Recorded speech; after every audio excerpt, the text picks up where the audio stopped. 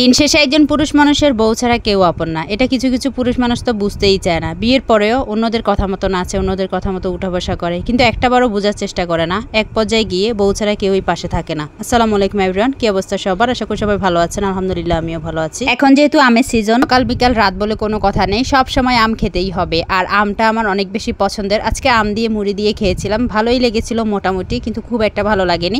এরপরে কাজকর্ম শুরু করে দেব আর আপনাদের সাথে একটা ভিডিও শেয়ার করব, সেজন্য আসলে সবকিছু আমি রান্নাঘরে চলে আসলাম। আর এদিকে দেখেন মায়েদের ভালোবাসা বুঝি এমনই হয়। একটা কাজে আমার হাজব্যান্ড কুমিল্লায় গিয়েছিল, আসার সময় আমার মা দেখেন টোপলা টাপলি সবকিছু দিয়ে দিয়েছে, শাক লতা পাতা অনেক কিছুই দিয়েছে। যদিও আমি বারণ করেছিলাম, কারণ আমার হাজব্যান্ড কোনো কিছু আনতে চায় না। আমরা যখন গ্রামে বেড়াতে যাই আমাদের সাথে অনেকগুলো ব্যাগপত্র থাকে, সেজন্য আসলে আমরা নিজেরাই ইচ্ছা করেও আনি না। আর এখন যেহেতু সে খালি হাতে গিয়েছে, তো আম্মু বলেছে বলে সে অনেক কিছু এনেছে। আর এগুলো আমার কাছে যে কত পছন্দের। শহরে যদিও সবকিছুই কিনতে পাওয়া যায়, কিন্তু গ্রামের জিনিসের মজাই অন্যরকম। আর মা যেহেতু নিজের হাতে দিয়েছে, নিজের হাতে লাগানো শাকসবজি, এগুলোর মধ্যে আলাদা রকমের একটা ভালোবাসা আছে, সেটা আসলে ভাষায় প্রকাশ করা যাবে না। যেদিন একটু শাক লতা পাতা রান্না করা হয় সেদিন কিন্তু আমি একটু ভাত বেশি খেতে পারি। আর আগে কিন্তু রুচি অন্যরকম ছিল। আগে যেদিন শাক রান্না করা হতো সেদিন কিন্তু ভাতের দিকে তাকাতেও ভালো লাগতো না। এটাকেই বলে বয়সের সাথে সাথে মানুষের রুচির পরিবর্তন।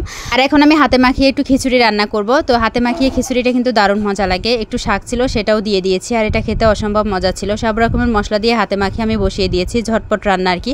অল্প একটু ভাত আছে, তো আমি ভাবলাম কি খিচুড়িটাই রান্না করে দিই, একেবারে ঝটপট হবে। আর বাচ্চারা আসলে শাক লতা পাতা এগুলো হলে খেতে চায় না, সেজন্যই ওদের জন্য করা আর কি। একটু শাকও দিয়েছি। শাক পরিষ্কার করতে যেহেতু একটু বেশি সময় লাগে, আমি তাড়াহুড়ো করে খিচুড়িটা রান্না করে ওদেরকে খাইয়ে দিয়েছি। এখন বসে পড়েছি আমার এই কাজে। এই কাজটা করতে আমার আধা ঘন্টার মতো সময় লেগেছে। আম্মু যদিও সবকিছু পরিষ্কার করে দিয়েছে। যে শাকগুলো ভাজি করা হয় এর মধ্যে আমার কলমি শাকটাই বেশি ভালো লাগে আর কি। এই তো কুচি করা হয়ে গেছে, এখন ধুয়ে নেবো। আর তেমন একটা বালু ছিল না, এই জন্য তাড়াহুড়ো করে ধুয়ে নিয়েছিলাম। এখন আমি ভাজি করব। শাক ভাজি করার সময় অনেকেই কিন্তু শাকটাকে সিদ্ধ করে নেন, আমি কিন্তু সিদ্ধ করি না। আমি একটু পানিটা ঝরানোর জন্য একটা জালিতে রেখে দিয়েছিলাম। এখন কিন্তু আমি টাটকা টাটকা ভাজি করতেছি। আর যদি সিদ্ধ করে পানিটাই ফেলে দিই তাহলে তো সব ভিটামিন চলেই যাবে। এই তো শাকটার কালার কিন্তু একটুও পরিবর্তন হবে না। আমি চুলার আগুনটা বাড়িয়ে দিয়েছি, আর এতে করে পানিটা খুব সহজে শুকিয়ে গিয়েছে, আর কালারটা কিন্তু খুব সুন্দর আসছে।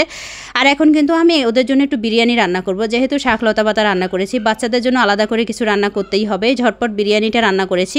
তো আমি যে খিচুড়িটা রান্না করেছিলাম অল্প একটু মসুরের ডাল ছিল, সেটাও এখানে দিয়ে দিয়েছি। কি আর করবো, নষ্ট তো আর করা যাবে না। বিরিয়ানির মধ্যে ডালটা দেখলে আপনারা অনেকেই প্রশ্ন করবেন যে বিরিয়ানির মধ্যে আবার কেউ ডাল দেয় নাকি। তো আমি তাই আগেই বলে দিয়েছিলাম আর কি। তো মাংসটা আমি প্রেসার কুকারে রান্না করে এখন এখানে দিয়ে দিয়েছি, ঝটপট যাকে বলে আর কি। আর এখন আমার রান্না করতে অনেকটা সময় চলে গেছে, আমার কিন্তু ভিডিও দেওয়ার সময় এখন। তো তাই তাড়াহুড়োটা একটু বেশি করতেছি। ভিডিও করতে করতে রান্না করা অনেক বেশি ঝামেলার। আর ফ্রোজেন করা কিছু কাঁচামরিচ ছিল, সেটাই দিয়ে দিয়েছি। দেখেন কালারটা খুব সুন্দর আছে, আর কাঁচামরিচগুলো এখানে দেওয়ার পরে একেবারে টাটকা হয়ে গেছে। তো রান্নাটা ঝটপট আমার হয়ে গেছে। আর এটা কিন্তু রাতের বেলা লটকন খাচ্ছি। লটকন আমার কাছে খুবই ভালো লাগে, যদি লবণ মরিচ দিয়ে হয় তাহলে তো কোনো কথাই নেই। আর এই তো একা একা খাচ্ছে, একা টক জাতীয় জিনিস খেতে কিন্তু ভালো লাগে না। তো আজকের ভিডিওটি আর বড় করতেছি না। যে যেখানে থাকবেন ভালো থাকবেন, তাদের জন্য দোয়া করবেন। দেখা হবে অন্য কোনো দিন। Thanks for watching. আল্লাহ হাফিজ। আসসালামু আলাইকুম।